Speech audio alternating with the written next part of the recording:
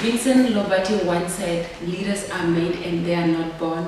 They are made through hard effort, which is the price that every one of us should pay for us to achieve any goal that is worthwhile. Greetings to you viewers and welcome to Scaling New Heights. I'm your host, Charlotte Hamutenya, and today in studio we are joined by a protege in youth leadership, from the dusty streets of Kuisebmond to being the current governor of Erongo Region. Today we are taking a look at the journey of Honorable Neville Andre Itope.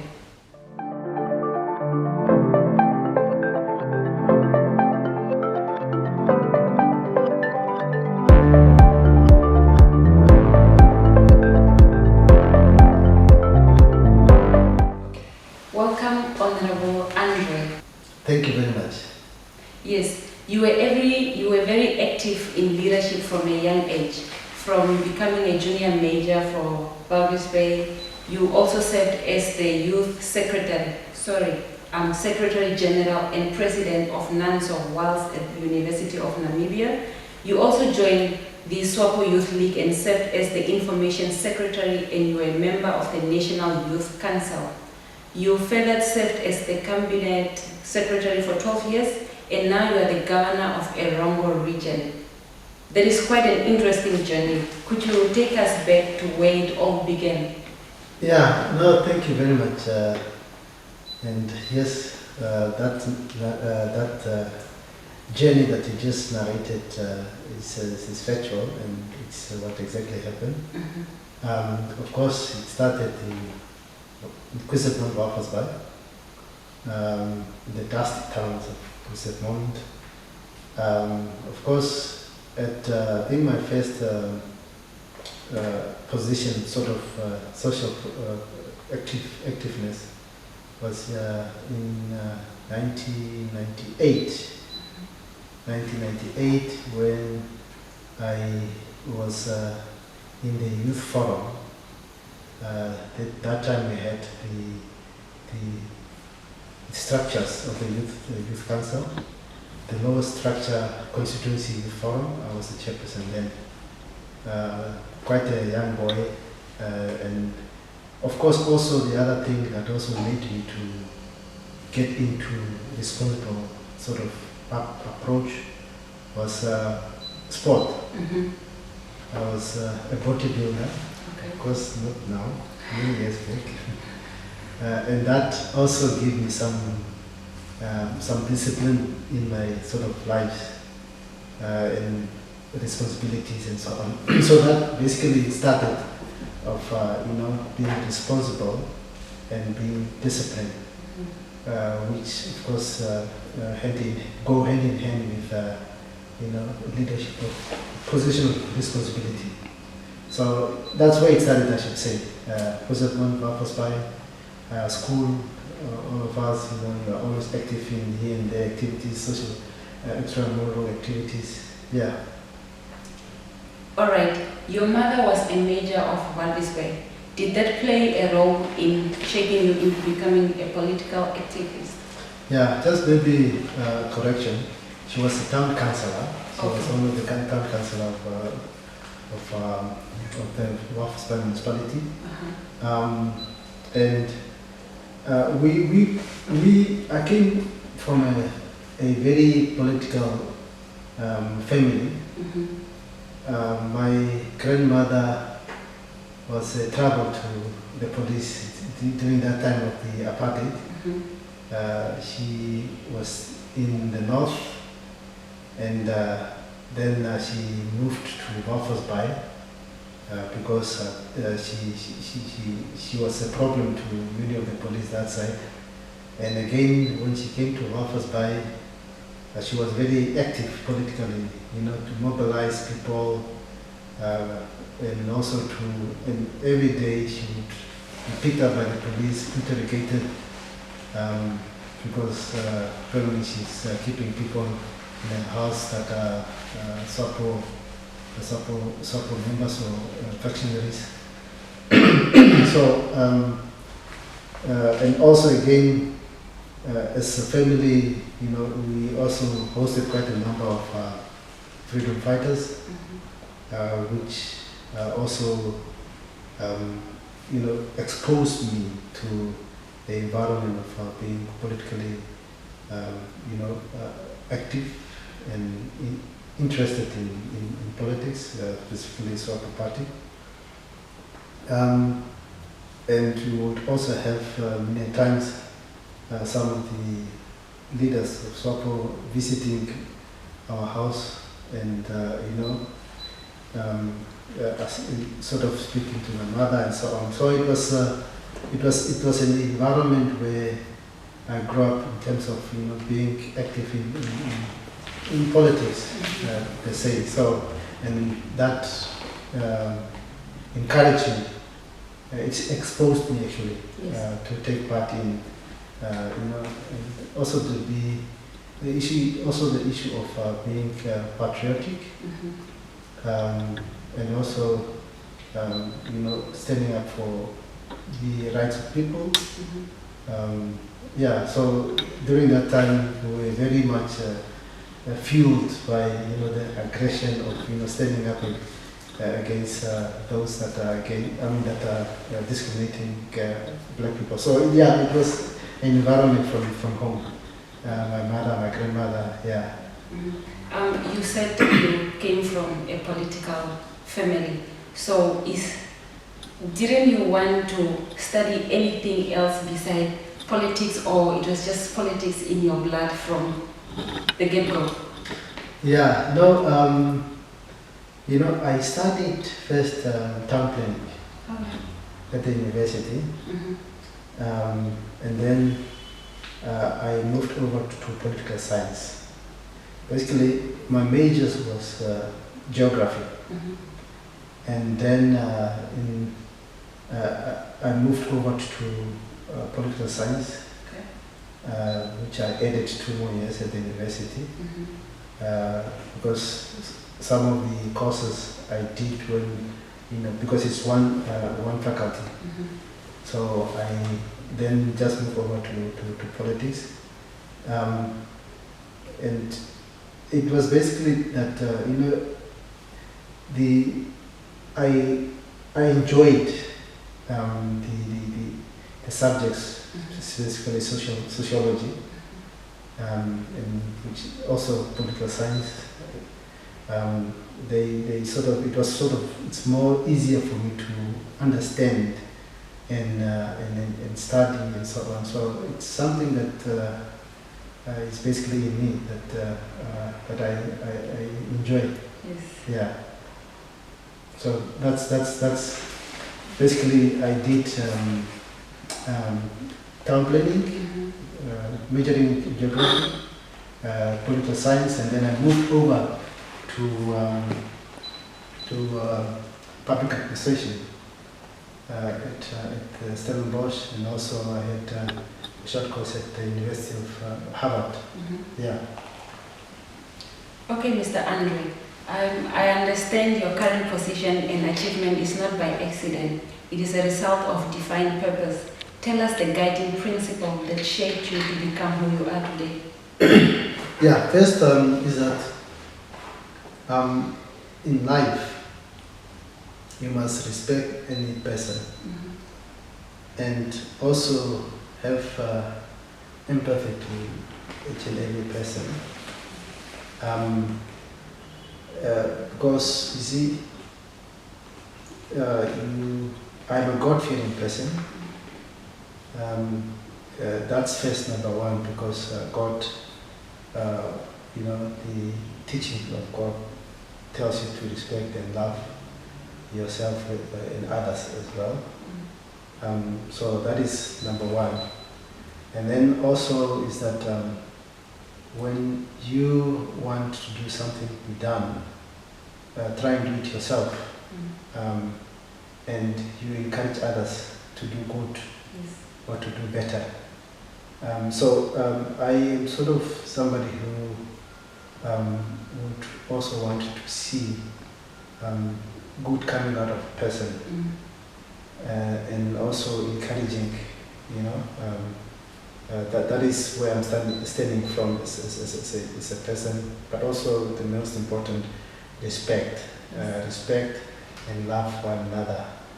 If I have to do something bad to you, I should not feel bad when you do bad to me.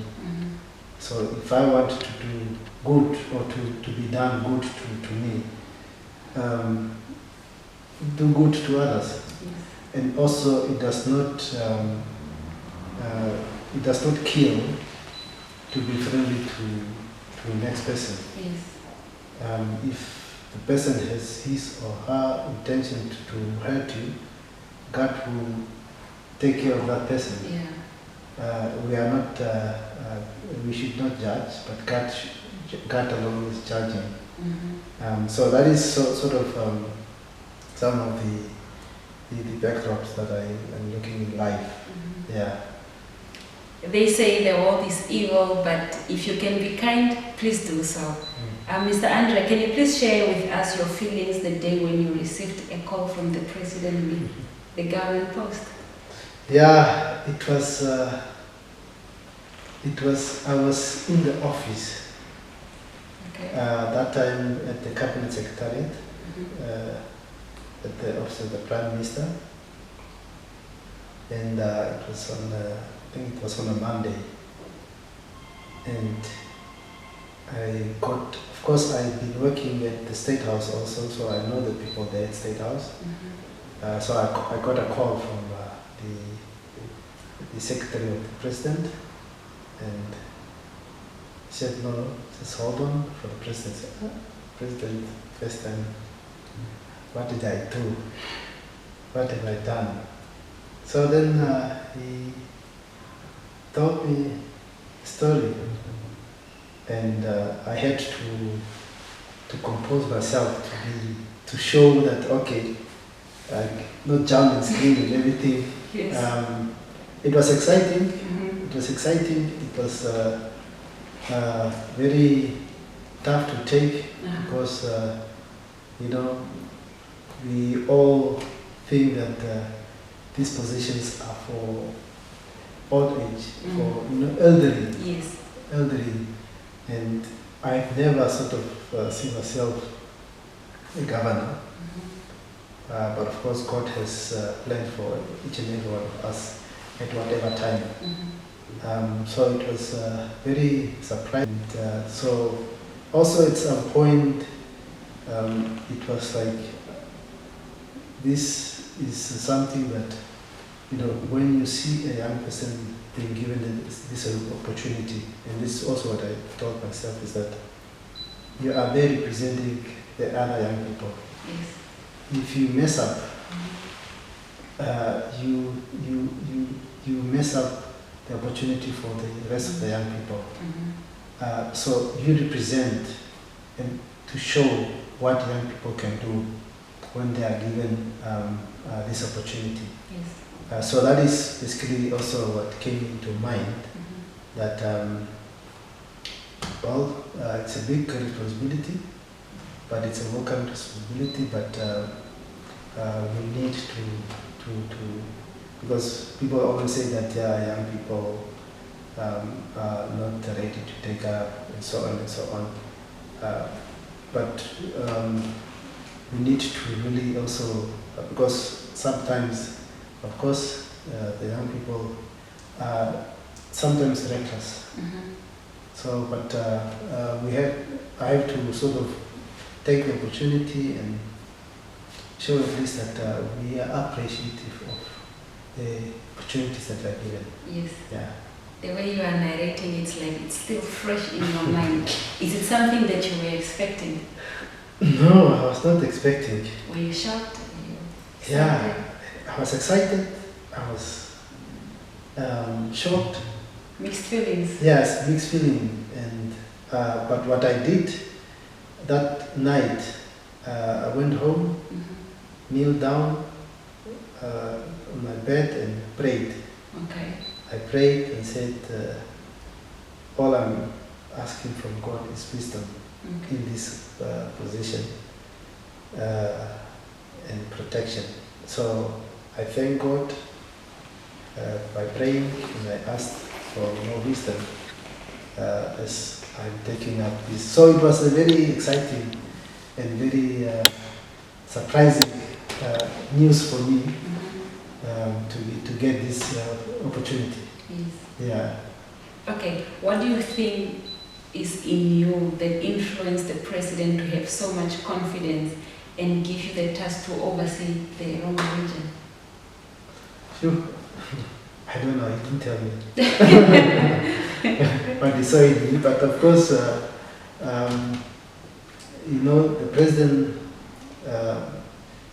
is a man that is hardworking. And he told me that day that he's a tough man. He likes people that are working hard, and he will have to work hard. He wanted somebody to at least come to the region and do what's supposed to be done, to also advance the Harambee Prosperity Plan in the region, which is our focus currently. Yes. And of course to represent him here in the region on all levels, government, and just ensure that we mediate or strengthen the stability in the region, when there are disputes and so on, so that we engage and keep a good relationship of people, and also to ensure that government activities take place without much of disturbance in implementation. Like any other region, I think President wants government projects and work to be implemented and to be overseen, and that is exactly what when we had a meeting with him, is that we are here to represent him and to make sure that because he as a president cannot meet everybody in this country, and not all of us can go to him.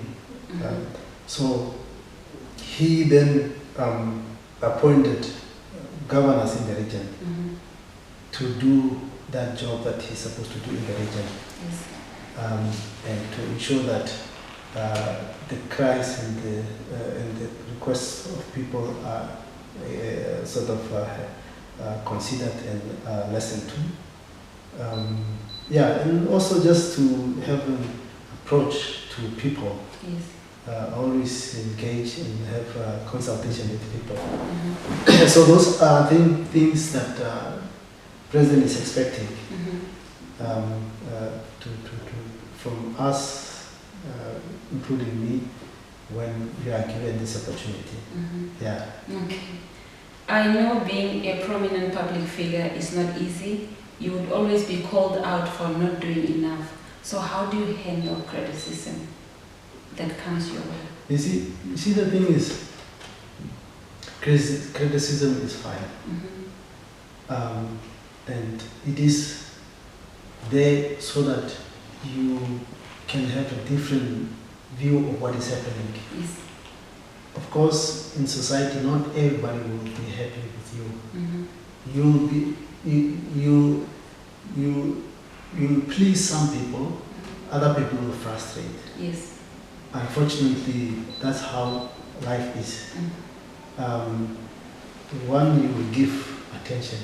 Other, you will unfortunately neglect attention. And but the good thing is that even you criticize respectfully, with respect, not humiliating, not insulting. That is something different.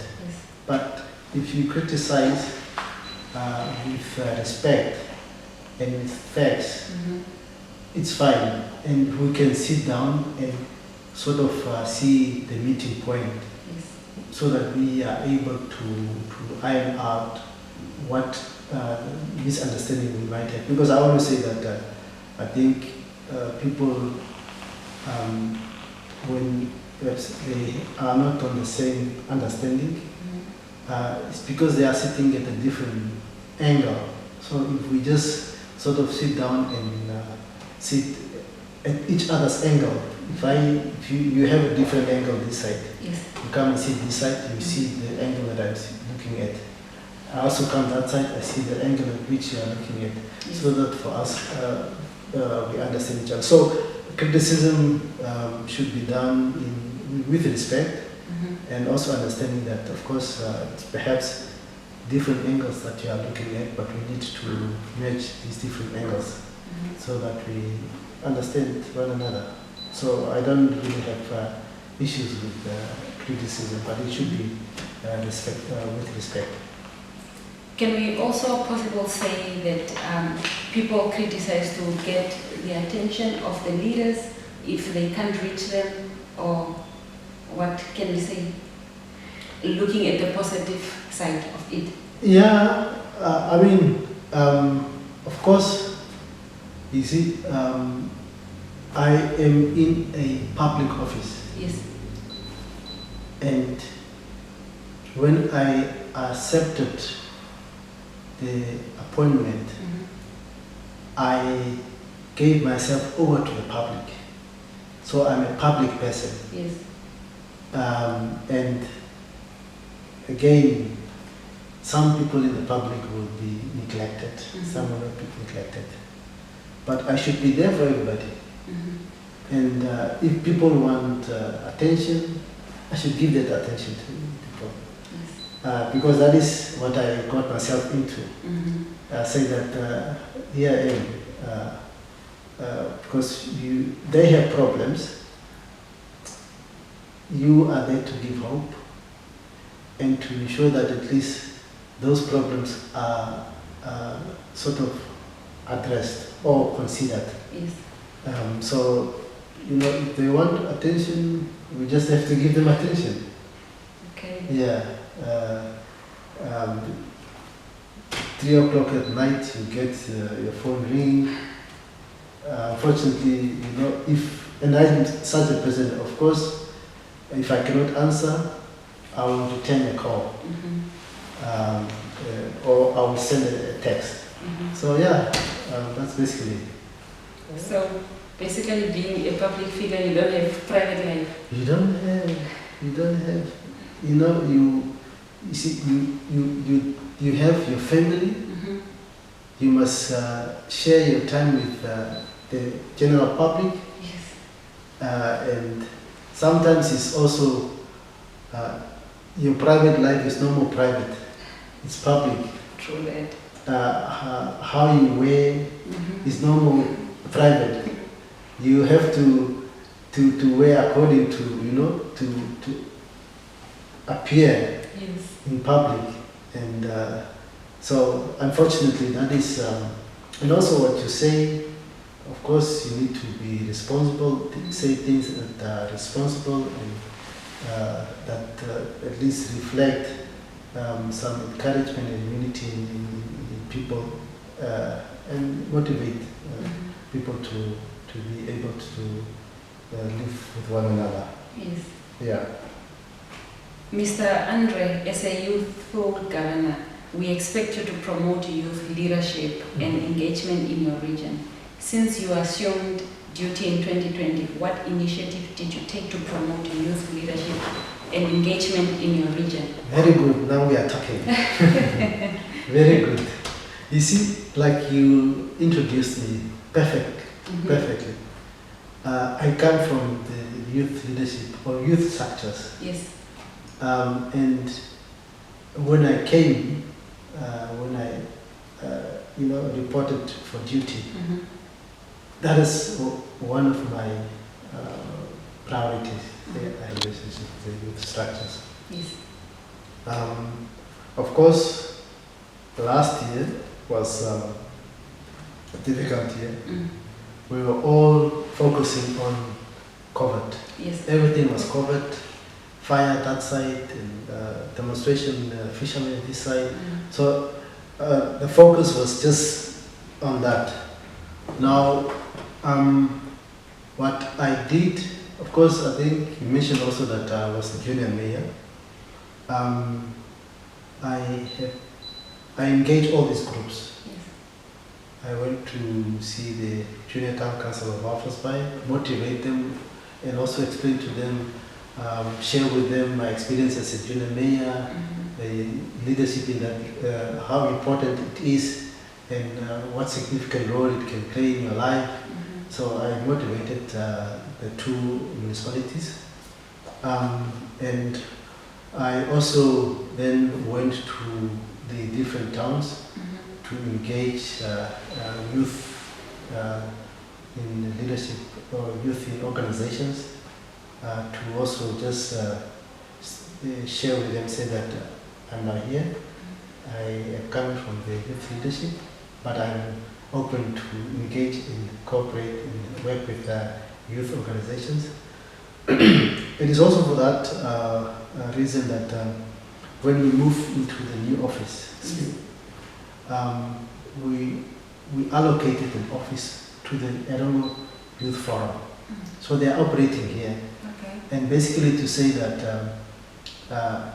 because they don't have an office space, so I gave them a space here, and Red Cross, they are also here. Okay. And in Walvis Bay, there is a organization called CODEC. That's a organization that awareness campaign on drug and alcohol abuse, and they basically speak to young people. Now, the idea is that Red Cross looks at voluntarism, encourage people for voluntarism. You have the youth forum here, then you have CODEC, speak to the people about drug and alcohol abuse.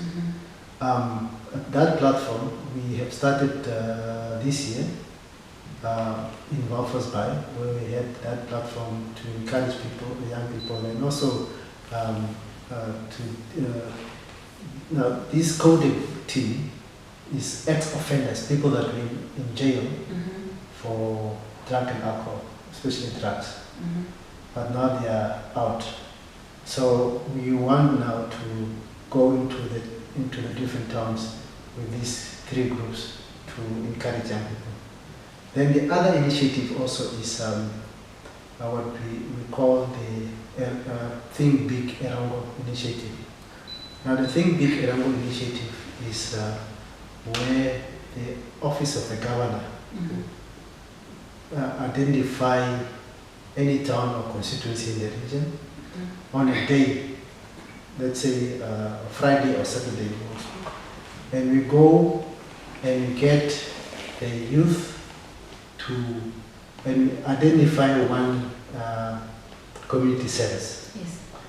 We identify that one community service, and we get young people from this specific town to volunteer on a whole day on that specific community service. The first one we did was, the houses we are building at in Walvis Bay, Otoya. Yes. We took one Saturday, throughout the day, young people went about 200 to build, to help these people that are building there, and also, give, even push the wheelbarrows, or give food during the lunch breaks and so on. So those are some of the initiatives. The other initiative is just because of COVID.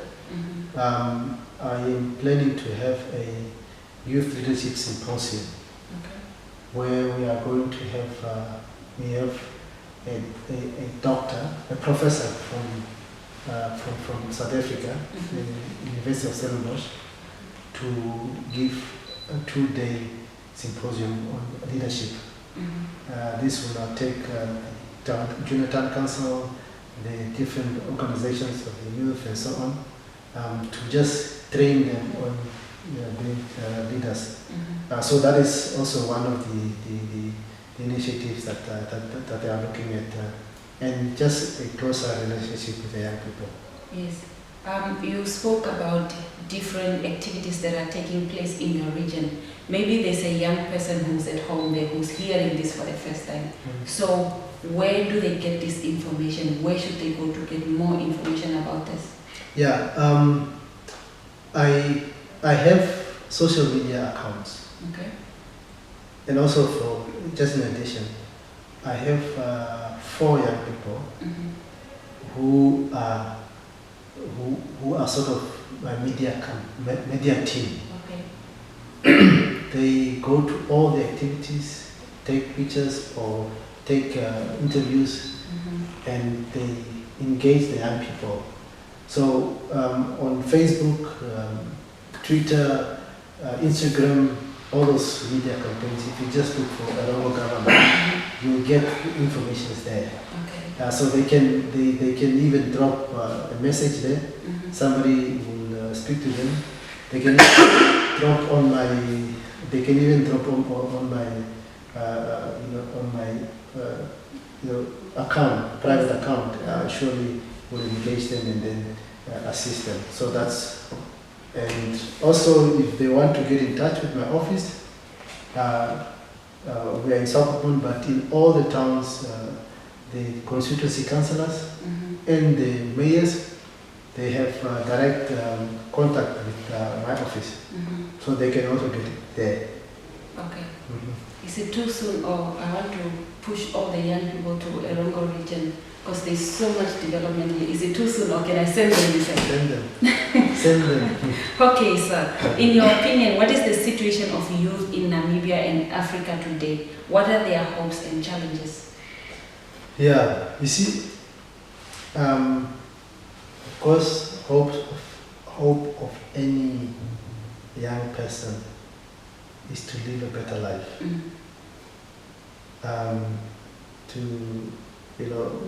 You are sent to school, and you are sent to have a better future. Yes. And you have expectation that you want to, be in a better position, contributing to the betterment of the life of others. Yes. Now, of course, issues of unemployment is quite high, which affects young people. Yes. Issues of less activity, extramural activities in our society is also a problem. Yes. Issues of activities that are wrong, that influence young people to do wrong things, they are more in our society than those that are supposed to keep them away from doing something good or being influenced to do bad. So I think that is the situation that we have, but of course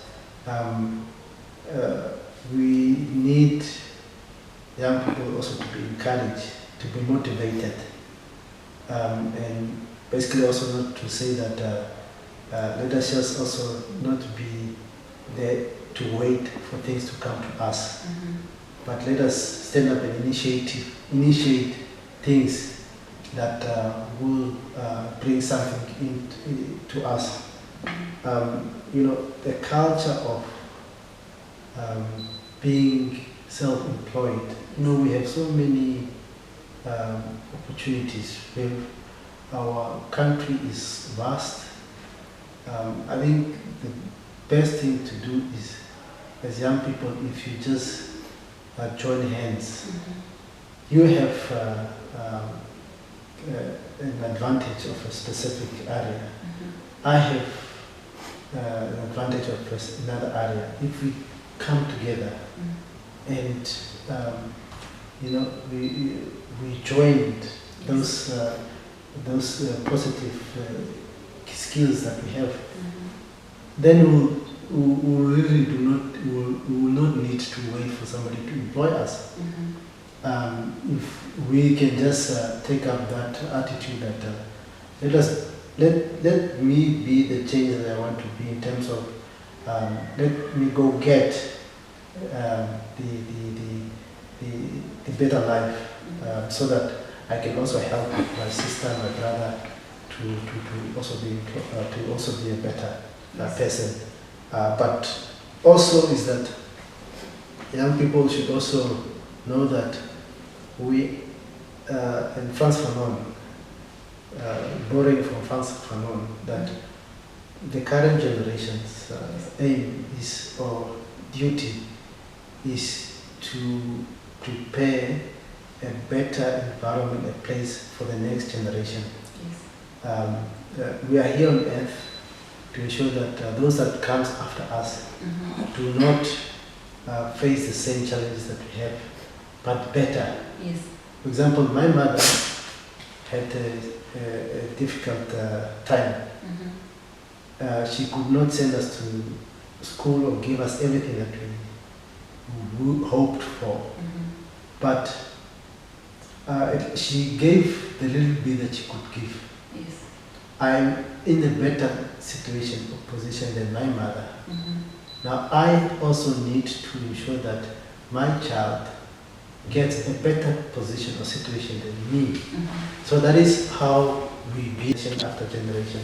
Yes. So young people should look at those areas and also understand that let us try and make a better life for the generations after us. Yes. But of course, let us not say that we wait to be given a job, but we have the opportunity. Let us work together, come together, and then give our contribution. Yes. Yeah. You spoke about the challenges, one of them being unemployment. Is there any hope that those challenges will be met anytime soon? Yeah. You see, the thing is, the issue of unemployment. First, as a country, the country for about 7 years, we have experienced economic downturn, and that's, our president really took up at a difficult time. Yes. We had a long drought.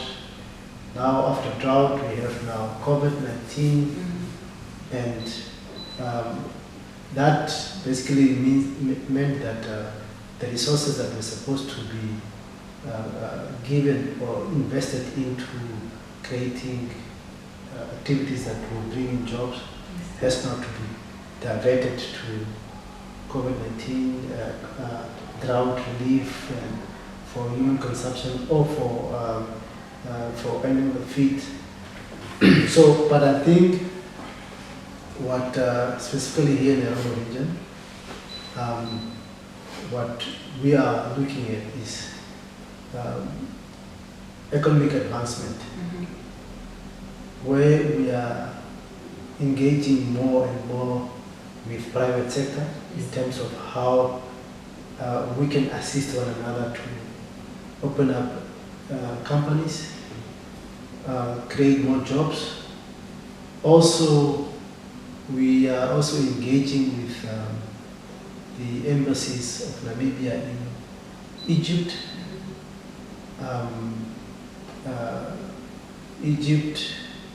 in India and Tanzania, and of course also DRC, where we are inviting or wanting to see what opportunities we can get from those countries to invest in Namibia and to open up companies here so that we have jobs. This morning I opened an office of one of the logistics companies.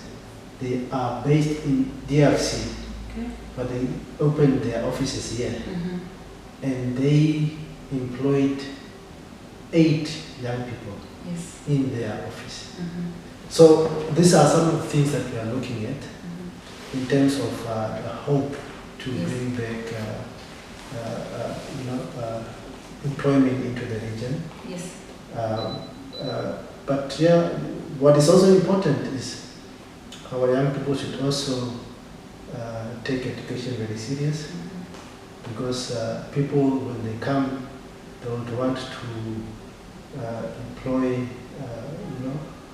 people that have the skills to assist their businesses to come up and perform better. Of course, I have no doubt that we have skilled young people in the region, but let us expand our skills also. Yes. Yeah. You spoke about the president taking over during a difficult time. I also believe that you were appointed during a difficult time when your region was hardly hit by the pandemic and was in prolonged lockdown as compared to other regions. How was your leadership tested and how did you handle the situation? Yeah, it was a test for me, getting into the, people say, deep water, deep ocean, swim. You had the COVID-19 epicenter, you had fire that broke out, you had people demonstrating for jobs, the fishermen wanting for,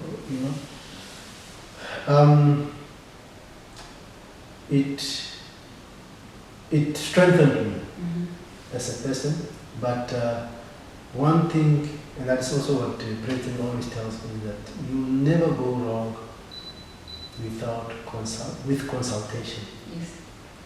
Always consult before you make a decision. And I think that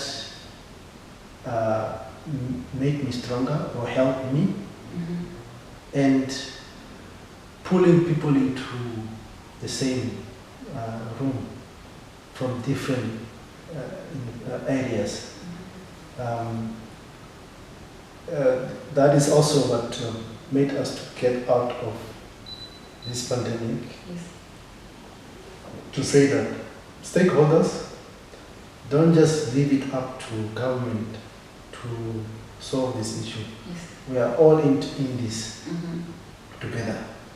So come business, come tourism, come churches, come. So that working in a collaborative approach made us to get to at least to see what we are seeing. So it's just an issue of a united sort of approach that made us what. Actually, that also taught me in last year's situation, and also consulting to get more advice and so on. So those are the things that, Looking past all these years, do you believe you made a difference?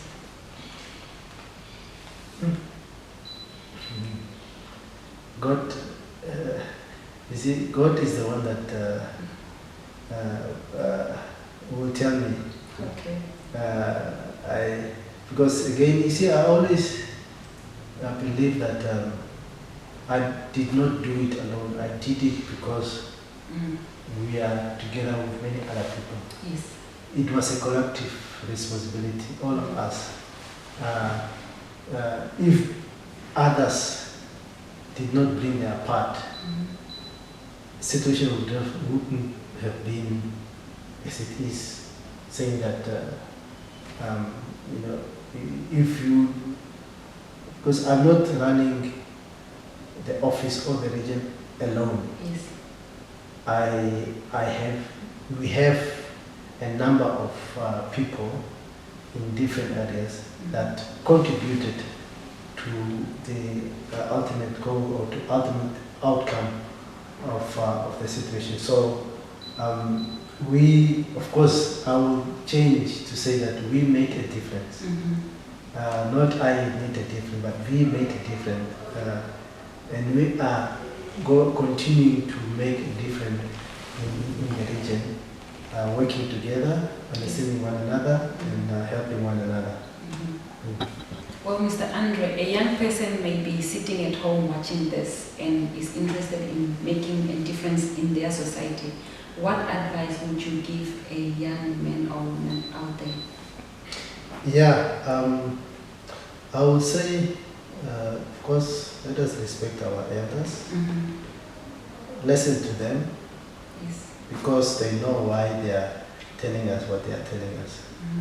Because we have some reckless people, but we have our elders, we need to respect them. Surely activities that are wrong, don't do it. Don't be influenced by your friends to do something wrong. Try to say to you, if you do that, you will be cool, or you'll be part of the group. You will be surprised that if you do that, you'll be left alone in the deep end.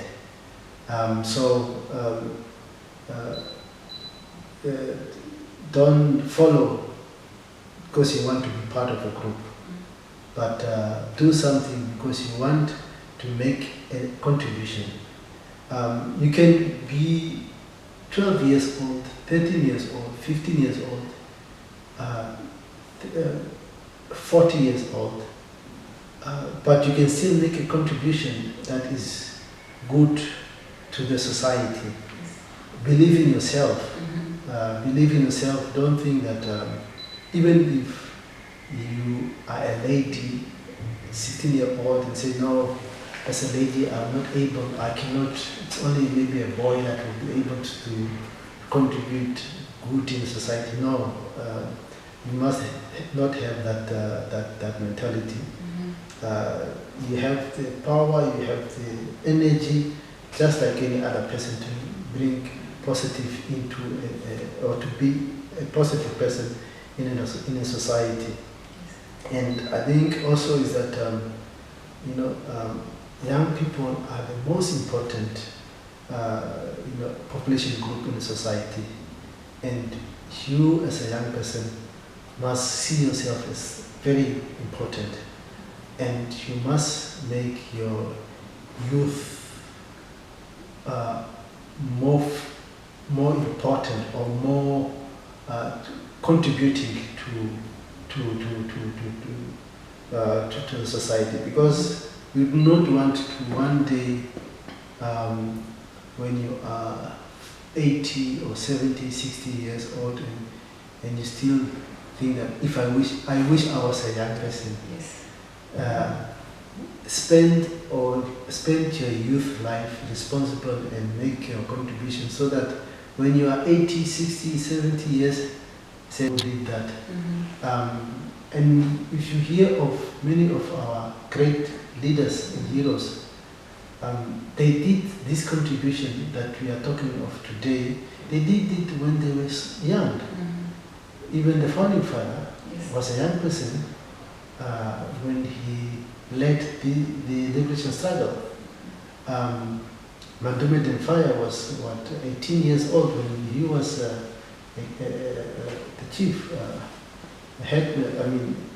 So people, your youthness should not discourage you from doing great stuff, to contribute and give changes or bring changes in our society.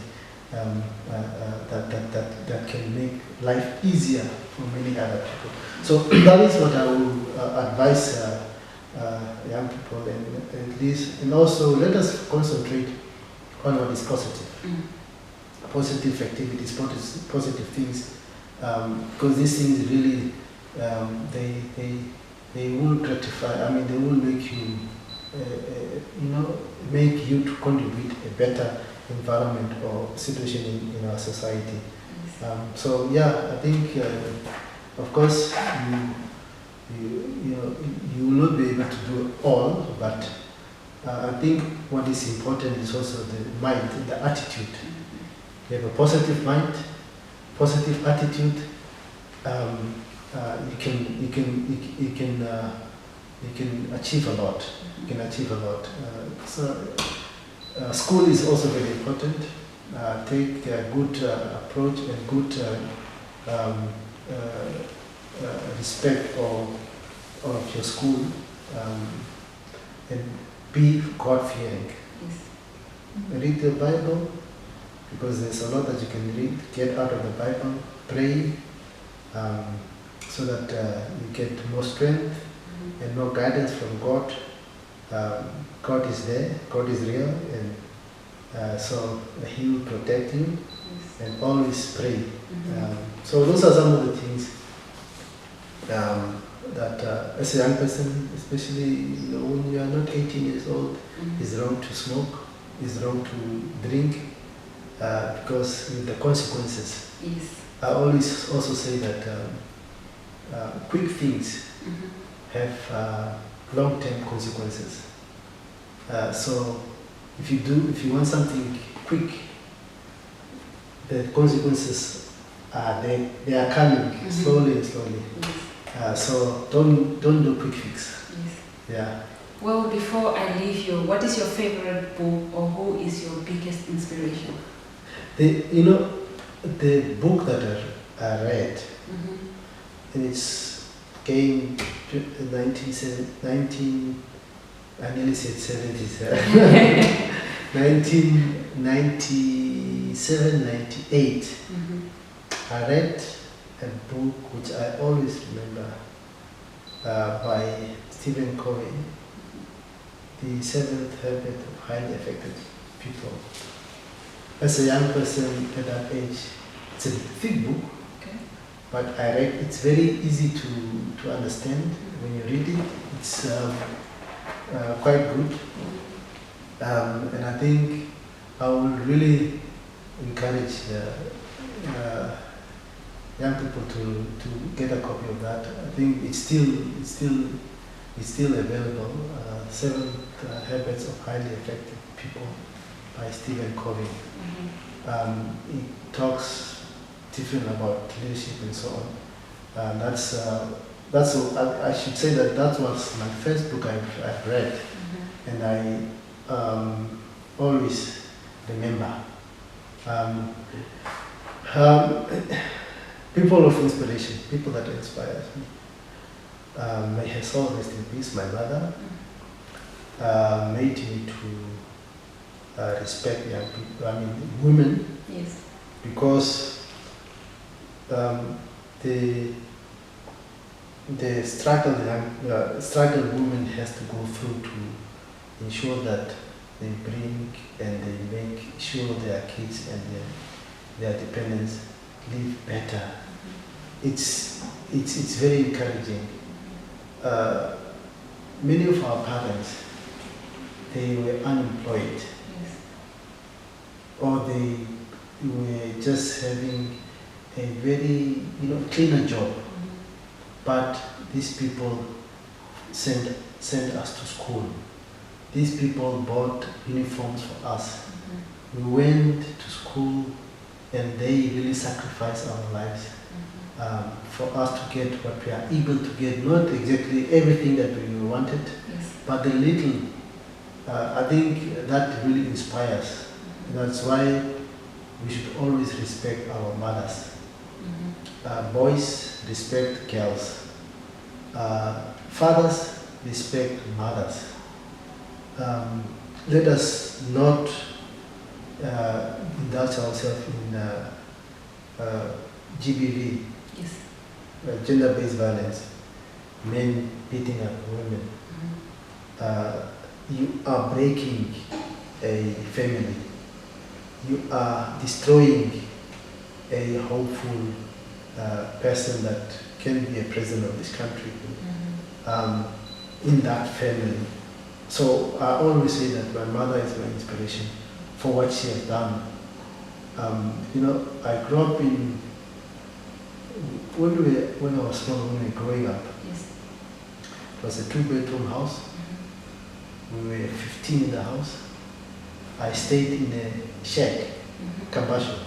That's where I grew up.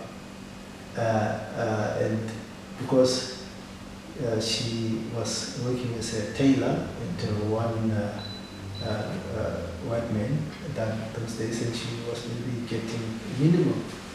But she made sure every day eat, she needs to be kept, and of course, and also maybe the message that I would want to give to the young people is that when you become somebody in life, never forget where you come from.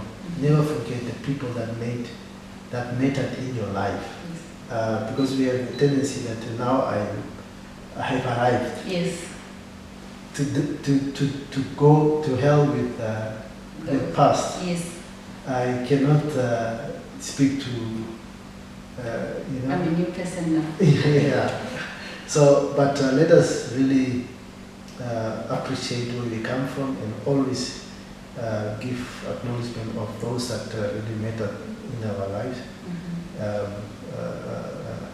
And because they will continue blessing us for us to go further. Yes. Yeah, so always go back to your grassroots. Mr. Andre, thank you so much for joining us today and sharing with us your wisdom and your experience. I hope our viewers picked a thing or two. Thank you so much. Thank you for having me, and all the best, and hopefully, yes, I have, with my little information or